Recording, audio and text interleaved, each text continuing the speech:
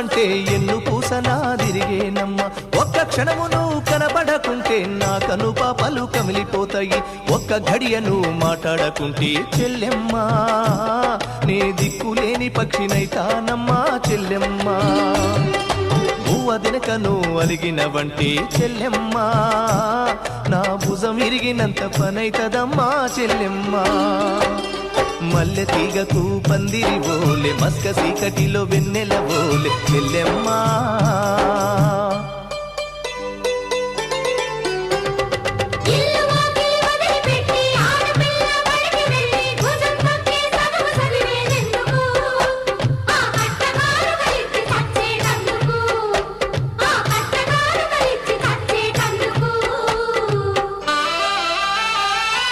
చదివినంత నిన్ను చదివిస్తానమ్మా ఎదిగినంత